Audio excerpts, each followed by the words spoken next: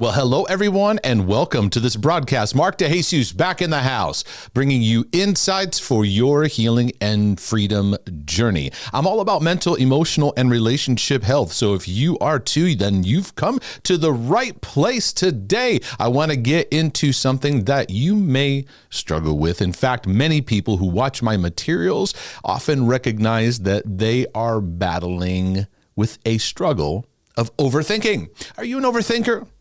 Do you find yourself thinking about something so much it consumes your thinking? It consumes your mind. It consumes your focus. It gets in the way of you taking steps forward. You might find yourself in this trap, and I want to break it down and help you to gain some freedom in your life. What is overthinking? Well, to give it a quick summary, it's when you focus so much on a subject, it becomes obsessive. That's basically what's happening here. So it prevents you from seeing something in a healthy perspective, number one. And two, it keeps you from taking steps forward. This is one of the biggest dangers of overthinking. We get so lost in our heads, we actually don't take steps forward and focusing on living, on practicing, on moving forward and living out what we need. Gets us lost and stuck in our heads.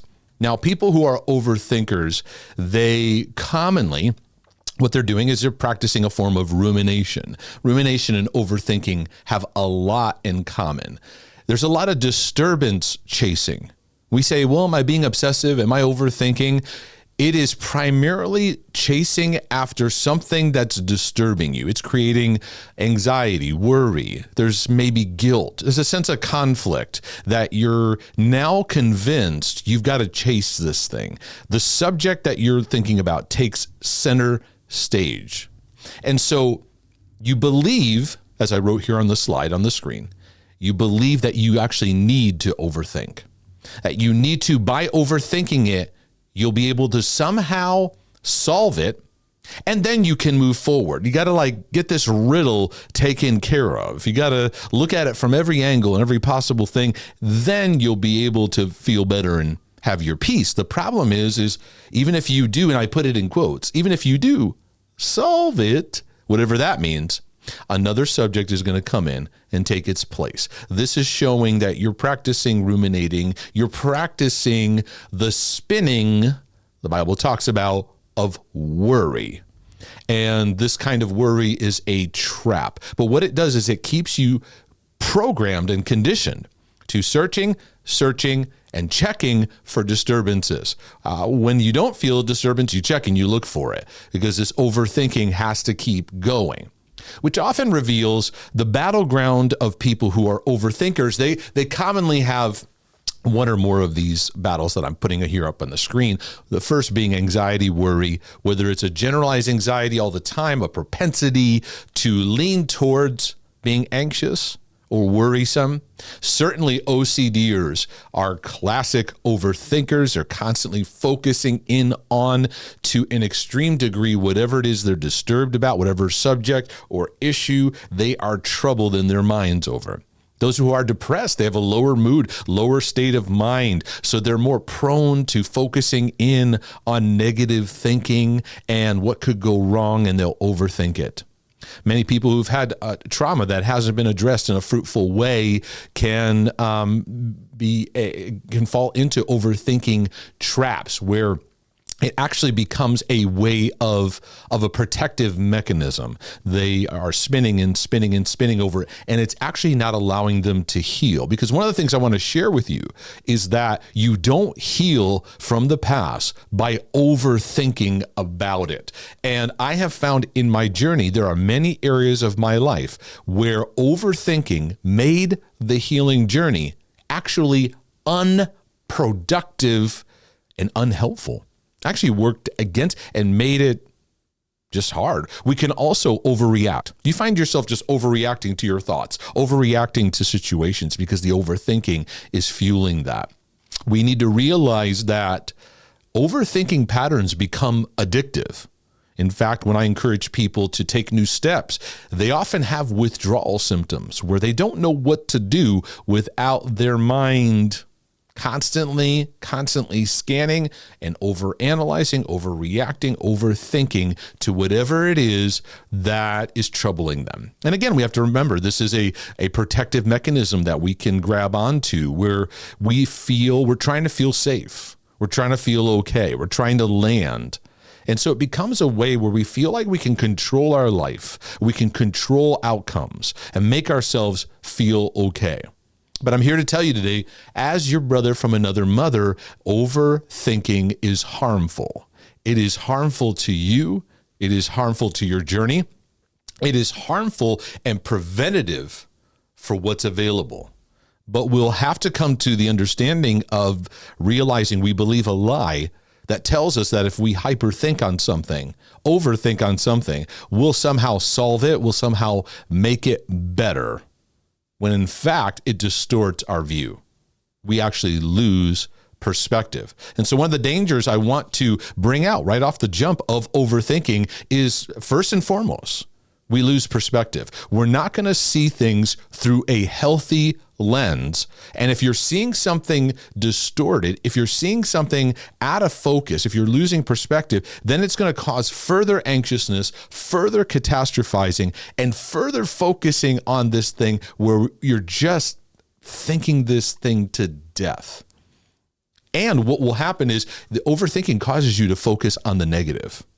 That's one of the things that makes us lose perspective. You'll highlight the negative, dismiss the positive. You can get caught into a foreboding mentality where you're always anticipating what could go wrong. And this is now programming us in a fear conditioning, a fight or flight conditioning. I don't want to lose perspective. I want to see things the way I need to see them. I don't want to see them worse than they need to be. I don't want to deny that they're there. I want to see it for what it is. Well, we're going to have to starve this overthinking pattern if we're going to be able to move in those better directions. The second thing is we become distracted from more meaningful matters in our life. Now, the overthinker is convinced whatever they're spinning about is the issue they need to think about. And it's not. The problem is not the problem, but the overthinker thinks it is. And it keeps us from what's more meaningful, which is usually the people around us, the relationships that we can bless, the matters at hand that we need to tend to on a daily basis, on a regular basis. But you become convinced and lost in whatever it is you're currently spinning about. And so it makes you, number three, it makes you not relationally present. And this is what overthinking, catastrophizing, ruminating, what all these habits do is they actually keep us from what's right in front of us, which is a relational opportunity, someone to exchange with, to someone that you can connect with, someone you can be a blessing to. Because many times what we need is we need to focus on, when we're lost in ourselves, we need to focus on someone else and be a help to them. It puts our problems into perspective. Now, what the greatest danger of overthinking that I want to bring home today is right here in number 4 is we don't actually take steps forward. It prevents you from taking any steps because it says you got to think this thing all the way through. So we become procrastinators, which feeds perfectionistic mindsets. So you end up thinking and even talking something to death without actually applying it. You don't just take a step. Many of the people I talk to, work with, and help, they're one step away from a lot of things changing, but they got to just take the step. They're in constant hesitancy. And in church life, we can do a lot of yapping, a lot of talking about what we're going to do or what we should do, right? So we actually never do it. Years ago, when I was pastoring, I talked to my church about goal setting. And I said, one of the dangers is when you talk too much about your goals or what you want to see happen. And they looked at me and they go, wait, what?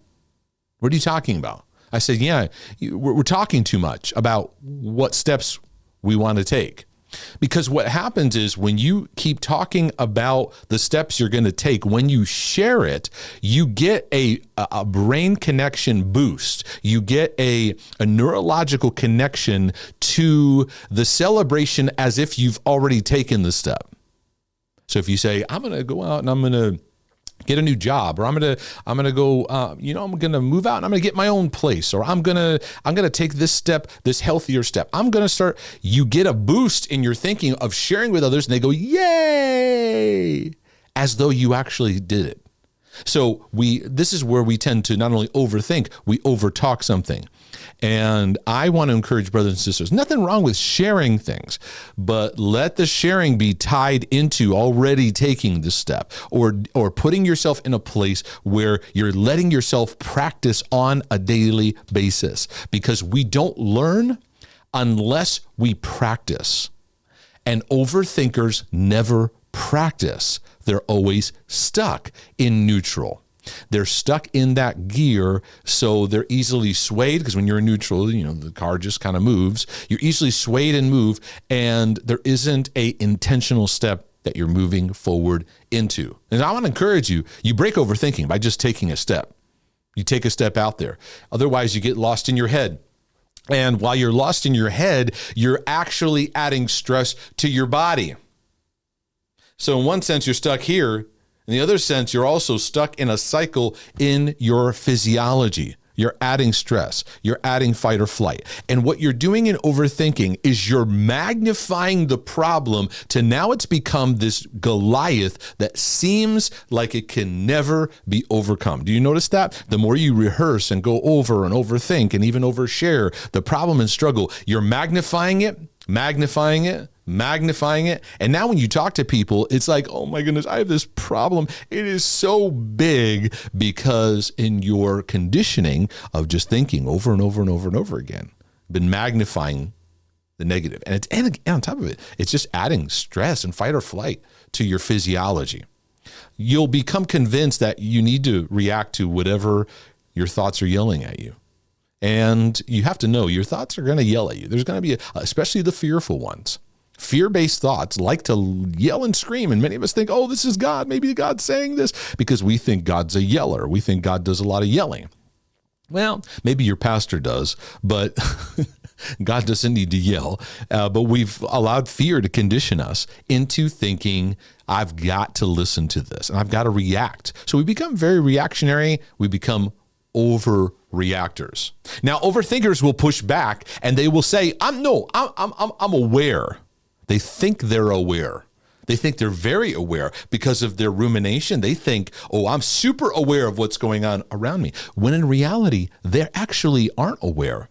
They actually don't see what they need to deal with or what they need to work through. They think they are because they are staring at something so long. They pride themselves in thinking that they're not practicing awareness. They're practicing obsession. They're practicing overreactivity. They're catastrophizing. They're not actually seeing life from an awareness standpoint. And that's where I like to encourage people to live soberly, right? I use the word sober a lot, to be sober. We're aware. We're awake and aware to what we need to be, not overreactive, not overthinking, not overanalyzing, ruminating. We see it for what it is. So subjects have their place in our life versus demanding for our attention, and pulling on us and pulling on us and pulling on us. And so we'll have to realize, and I realize this in my own life, by my overthinking, I'm staring at this thing so much. I'm actually not aware of my life and what's happening. So in this, you will end up staring at yourself and your problems all day long. And did you know that you do not get well by staring at yourself and your problems all day long? I would often sit there and just stare and ruminate and spin and chase and argue and figure out, and thinking that the more I analyze this, the more I'm going to get to it and I'm going to break through. I became very introspective, and I had to, and I encourage many others, I had to renounce the practice of introspection, which is continual staring at yourself. All these topics you can look up, by the way, by going to markdejesus.com and click on the topics button, and you can find many of these broadcasts. I got a broadcast on rumination, a broadcast on catastrophizing, a broadcast on neurotic tendencies, right? Even foreboding, all that stuff. You can search those words and you can find broadcasts on that. But I had to realize I don't heal by staring at my problems or staring at myself. In fact, many of you, you may be feeling stuck because you're actually staring at yourself. That's not awareness. Awareness is a balanced perspective of seeing things for how we need to. We do that in compassionate grace, letting God's love and compassion settle us and let grace lead us on the journey. So otherwise we get stuck in staring at ourselves, and now we're seeing things unproductively and unhelpful. I've had to break this pattern many, many times in my journey. Another thing that's dangerous about overthinking is you critique and edit yourself so much, you don't actually practice. Because life is about taking steps forward, about practicing what you know can be helpful versus overthinking, analyzing, and you're in edit mode all day long. It's not helpful for you. It's actually unloving. And what it does is it leaves your brain on. You're always in the on position all the time. Fight or flight, on, think. What's next? So then fear becomes our master. You see everything through fear. You listen to fear, and you end up serving fear. Overcoming, ruminating, catastrophizing, overthinking, all those things, overcoming them is going to involve a different way that we respond to fear. Because overthinkers, they live out of anxious, worry-filled, panic-driven, anxious fear.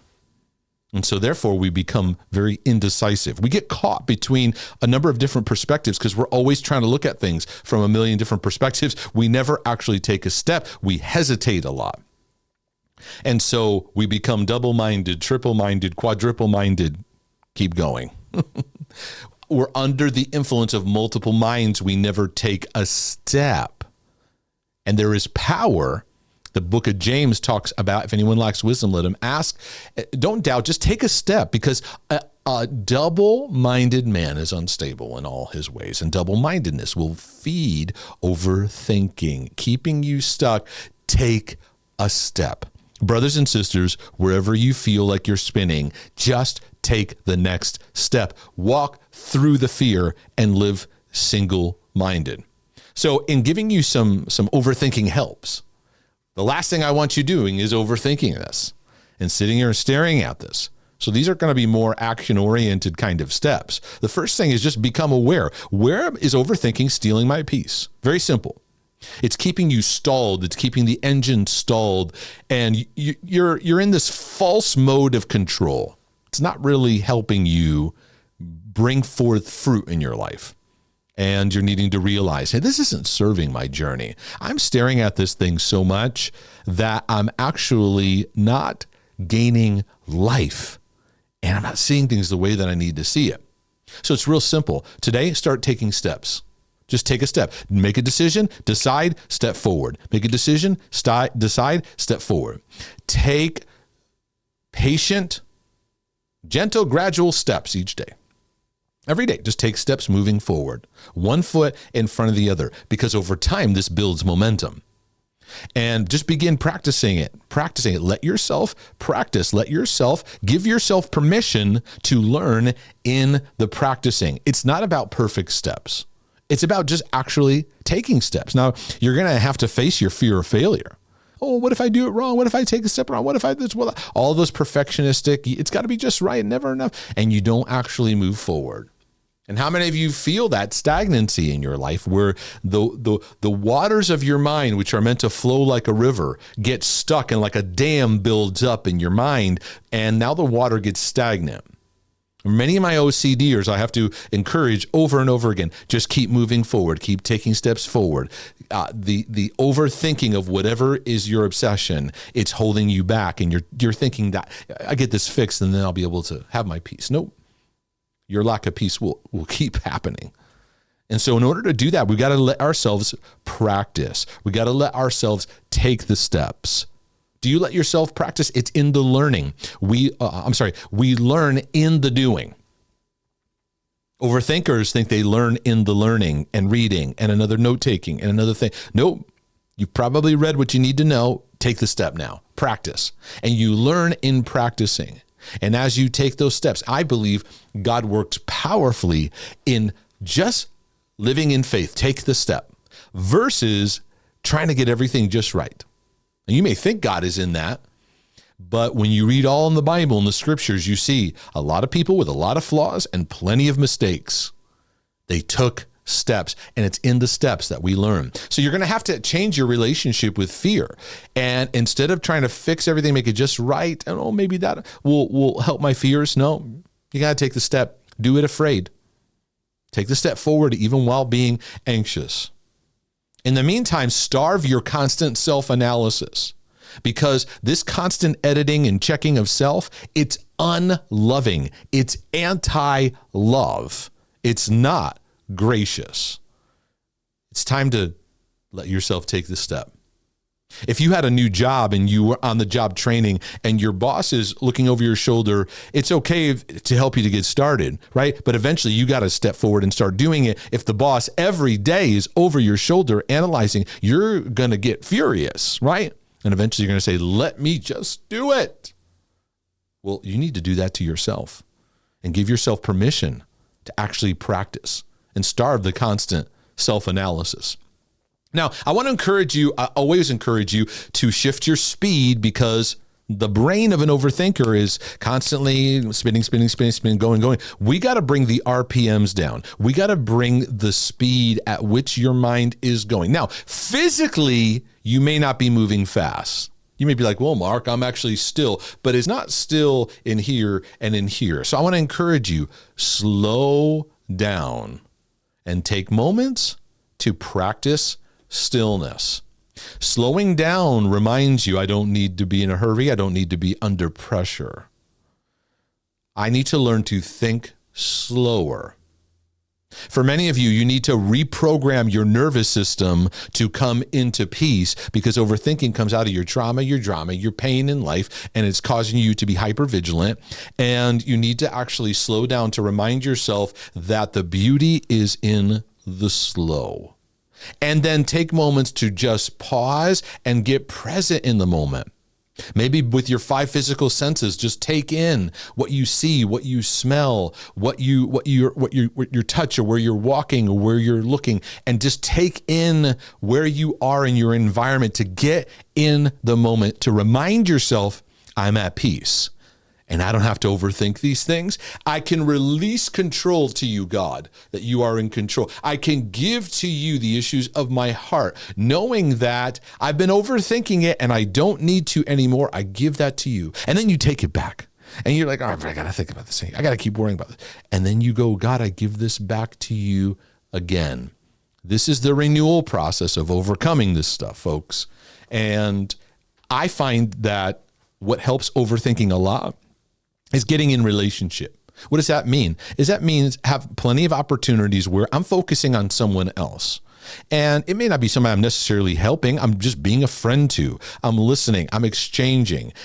When I'm overthinking, I can't overthink and then also be truly present and focus on someone else. So this is a muscle that needs to be practiced in your life. Get in a place where you can, in relationship, focus on someone else, helping someone else, being a blessing to someone else, taking in someone else's journey, because it'll slow you down. It'll also put where you are in your journey into perspective. Has this been a blessing to your life and your journey? I pray it has. If it has, please do me a favor, slam the like button, subscribe, and take a moment to share this with others. You can also go to markdejesus.com. You can check out my books. You can check out the topics that we have that are awesome for your healing and freedom journey. We also have a community that you can join of other believers that are passionate about mental, emotional, and relationship health, and they can be an encouragement to you, and you can be an encouragement to them. Well, Lord willing, and the creek don't rise, is your brother from another mother saying, I'll be back with more insights for your healing and freedom journey. Pray this blesses. In the meantime, I'm out.